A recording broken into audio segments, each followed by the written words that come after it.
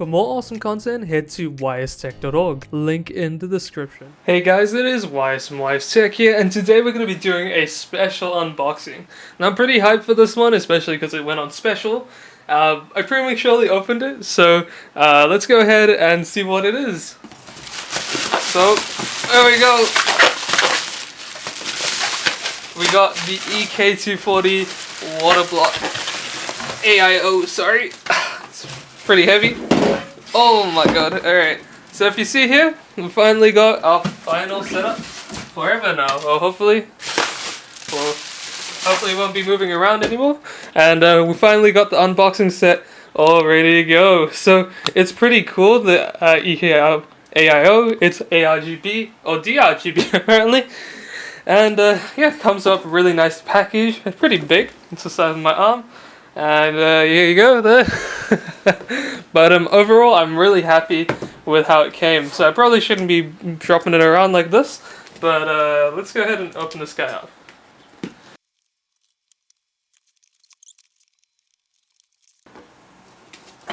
This comes with a manual, installation instructions as well, and the AIO. Okay, those fans are not pre-installed, which is all good. I hope it comes with a splitter, otherwise I won't be able to install mine. So 2 RGB fans.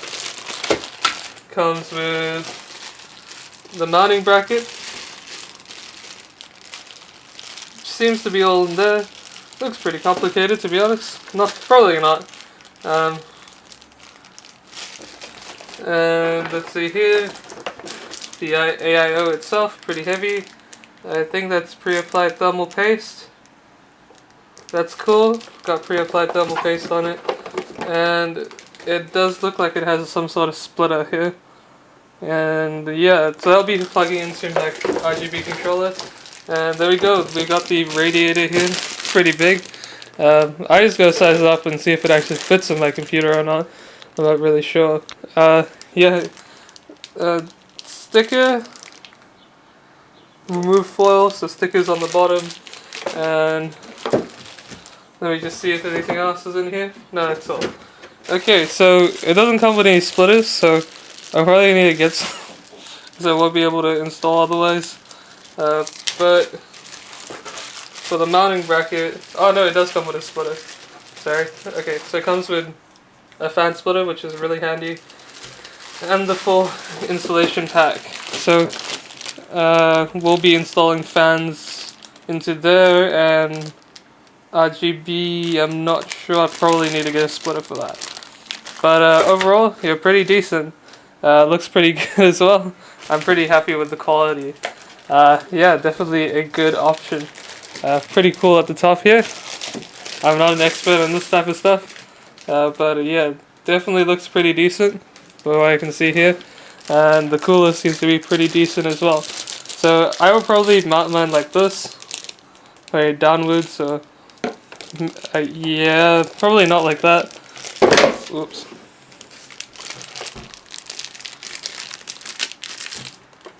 Yeah, like that. I can turn it around. It's got a warranty void sticker there. Okay, so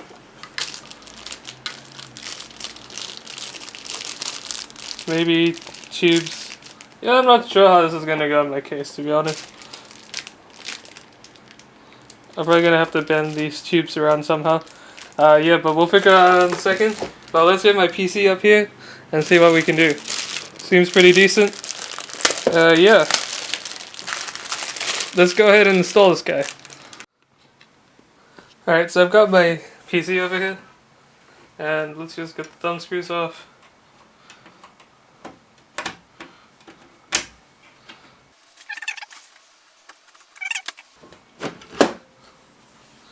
So, there's my system right now, and nothing spectacular, really. Needs a lot of cable management, but we're still waiting for parts to come. Quite a bit of dust in here. Yeah. But yeah, so we probably look to put it up here if it does fit. If it doesn't, we'll have to work something out. But let's go ahead and check if it actually does fit. Otherwise, might just get a new case. Okay. So you can see here, I'm actually checking the clearance for the radiator and the AIO Waterblock. Just making sure that it's all gonna fit. So I'm prepping my computer here. I'm just checking out everything I need to take out. So the exhaust fans on the back and top, so they'll all be taken out. And I also take out the 8X PCIe plug on the motherboard, and I'll just make sure they're all out properly and get everything ready to prep up for this AIO. I'm also going to take off my CPU heatsink, obviously, because I need to mount the new one, so I'm going to take that out in a second. So I'm checking clearance again, and I'm just bending the tubes. You can actually bend the tubes quite well on this guy. You can bend them up and down, and actually on the sleeving you can turn it around, so make sure it actually has a proper and good bend. Make sure you do have a good bend so you don't have as many bubbles as you should have. Otherwise you might have walk into a little bit of a problem with your water block maybe later on. So I'm just going to remove my current heatsink. It's the AMD Ryzen Spire, I believe, RGB version. It's just got the ring light around it. It's pretty nice. It's actually a very nice one. I just overclocked my 1500X. That's why I wanted this AIO. So I'm installing my fans here, and make sure you use the long screws so they actually go in properly. The other ones aren't long enough. They're pretty easy to install. These fans are nice and quick. One note as well, I've actually already daisy chained my RGB cables together, so make sure you do that early so you don't have any problems later on. I've also connected the Y splitter for my fans already, so it's easy to install. Here I'm putting the mounting bracket in, so I've got the AM4 socket obviously, and one note is to, on the back of your motherboard, make sure you have the black plate, back plate that sits behind your CPU on your motherboard, and that's where you're going to screw these little thumb screws in. They're really easy to put in, by the way. It's super easy, just screw it in there. And that's what your CPU AIO block is going to sit on. So basically now I'm just going to install the little bracket on the AIO here. So make sure when you put it on, it's actually the right way around. So the right way around would be, is the beveled side to be facing towards you, or facing towards the CPU when they mount it downwards. You can see it on the top right how it's beveled like that. Make sure that side is facing towards you when you're screwing these mounting brackets in. And you're going to have to take off the plastic plate, but you can actually put it on after when you're going to install, just to make sure none of the thermal paste rubs on anything it's not supposed to. So here I'm going to install the radiator. The radiator install was bloody hard for me. The radiator didn't exactly fit in my case, but I managed to get it in there somehow. My case doesn't have a lot of space. It's the Corsair 100R. Definitely overkill for my computer. And make sure as well that you actually plug in your cables before you install. That's one tip if you have a small case. Probably not so much of an issue if you have a larger case. You can see my radiator is in the way of the AIO pump header. So yeah, I installed it here. This is pretty easy. All you do is get the AIO Waterblock and put it on top of the CPU. And take the plastic plate off, obviously, as well. And put it down vertically quite firmly on top of the CPU for even pressure. You can hold it in the middle for firmness. You'll see that how I put it down in a second.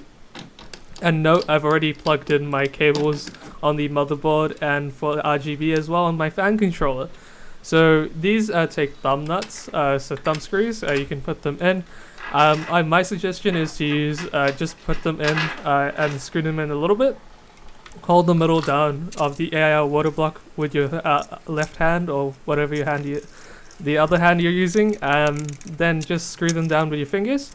And they've got a Phillips head on the top of it, so screw them down nice and tight after with your screwdriver. So that's pretty good as well. And as well, below them they have a little spring, so before you put the thumb nuts in, also put that spring in first and then put the thumb nut on, because that makes it a hell of a lot easier overall. So I'm almost about done putting the AIO in, and I'm going to show you guys what it is like on the computer. in a few seconds.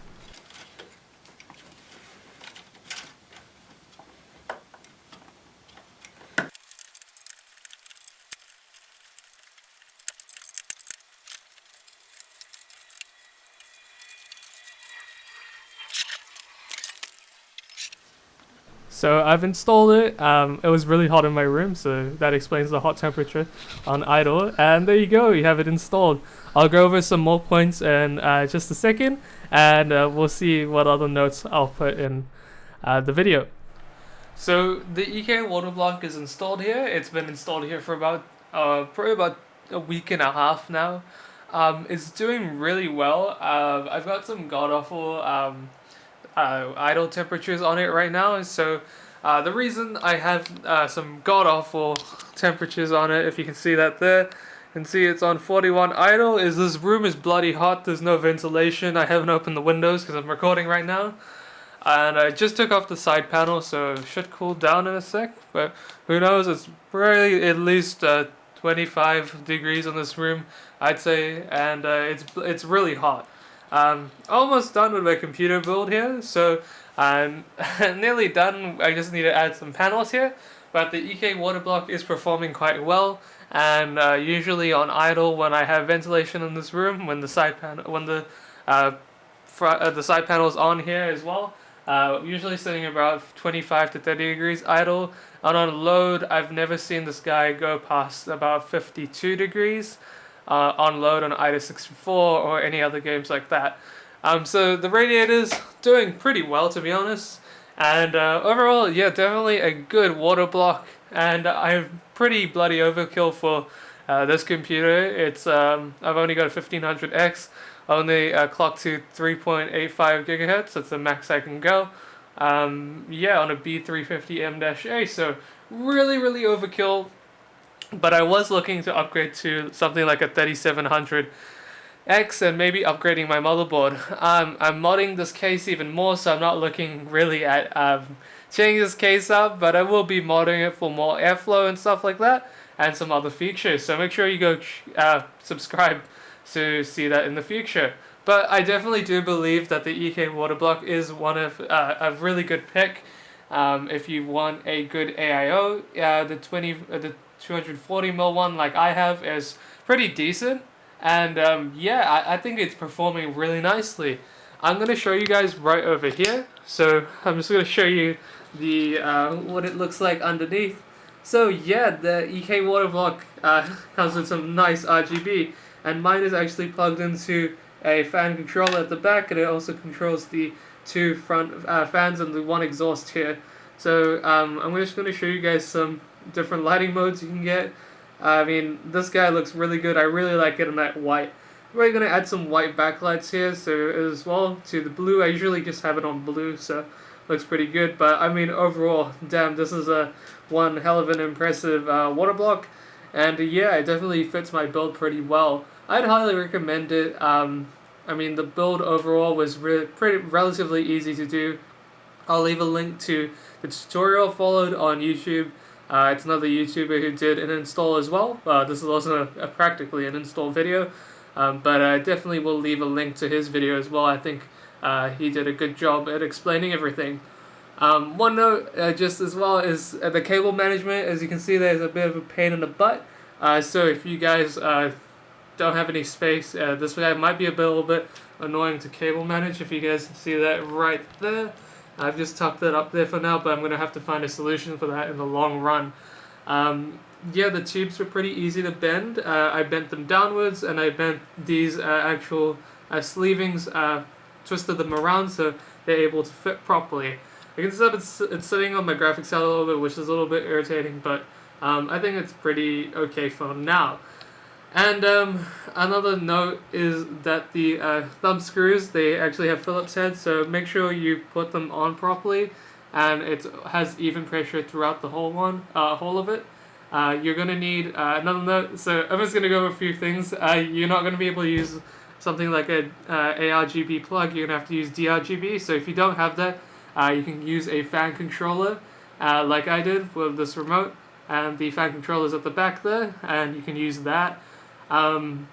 if you don't have an AIO pump specific header on your motherboard, what you can do is you can plug it into into CPU fan 1 and then max it out to the highest RPM settings to make sure that it's working at 100% all the time. So don't have it on any PWM control. Just make sure that the gradient is just at 100% all the time for this guy.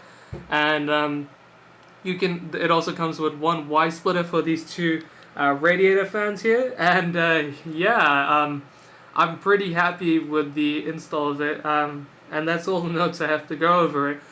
Build quality is extremely high. Sleeving is nice on the tubes. The way to bend the tubes around on the actual water block are also very, very nice.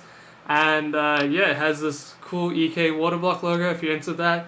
On top, some cool RGB if you're into that as well. I think it's a pretty good mix between performance and some good RGB. So one more note here, you can see how the fans are sitting here right there. So you can see my water block is at 262 RPM. So that's correct.